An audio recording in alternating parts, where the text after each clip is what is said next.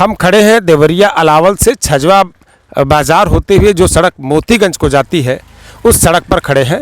इस तार को देखिए, ये तार ऐसे ही बीच सड़क पर ये कई दिनों से ऐसे ही पड़ा हुआ है। इसका फुर्सा हाल लेने वाला कोई नहीं है।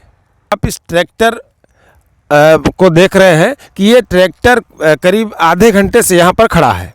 ये इस फिराक में खड़ा है कि इस तार में कहीं करंट तो नहीं। जब कोई जैसे साइकिल वाले हैं, जब ये क्रॉस कर गए, अब इनको पता हो गया कि इस तार में कोई करंट नहीं है, तब ये पार करने की हिम्मत जुटा पाते हैं। क्यों रुक गए आप अचानक? ये तार देखा इसके वजह से कि इसमें कहीं करंट तो नहीं? करंट नहीं है ना? हाँ वही। भैया यहाँ क्यों रुक गए आप? भैया तार गिरा हुआ है, अभी अब जाएंगे तो हम लोग को खतरा नहीं है। अच्छा हाँ। ये मन में असमंजस है कहीं इसमें करंट तो नहीं है? हाँ नहीं, करंट होगा, हम तो इसीलिए तो रुक गए कि इसमें करंट है कि नहीं है। जाओगे आप? क्या छू के देखोगे क्या? तुरंत एक्सपायर तुरंत चूस लेगा, वो मॉडल लेगा तुरंत। गाड़ी है, अब कैसे जाएंगे उस पर? जब करंट है इसमें कैसे जा सकते हैं? जा रहे थे, कोई आएगा जाएगा जैसे ये जा रहे हैं। हाँ हाँ, तब तो जा सकते हैं। और जो अकेले नहीं, अकेले स्कूल की वैन है और ये वैन बच्चों को लिए जा रही थी। अचानक इस वैन में ये तार फंस गया और खंबे से अलग हो गया। अब ये ड्राइवर महोदय नीचे उतर करके इस तार को छुड़ा रहे हैं।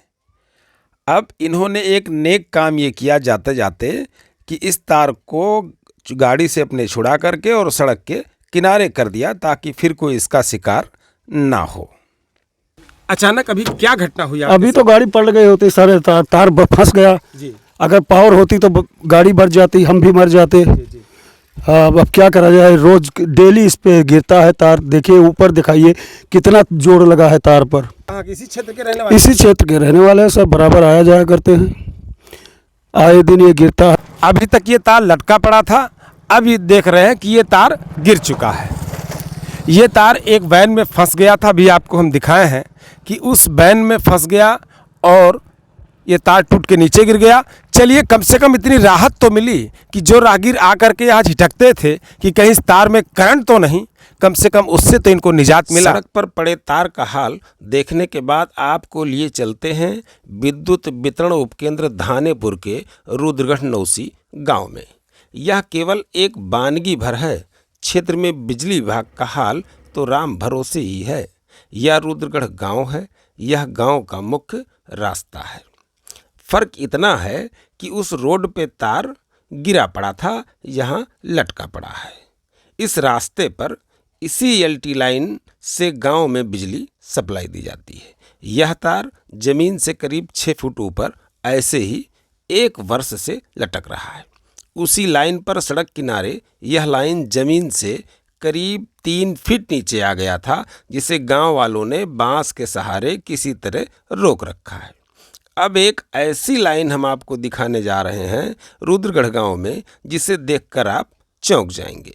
यह 2 एलटी लाइन है।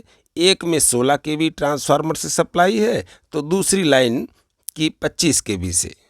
जरा सी हवा क्या चली या कोई पक्षी बैठ क्या गया, शॉर्ट सर्किट होना, लाइन या फ्यूज स्वयं जल जाती है या उपभोक्ताओं के तार पंखे बल्ब को जला देती है। अब पूरी तरह से ये साफ हो गया है कि विद्युत विभाग को किसी बड़े हादसे का इंतजार है।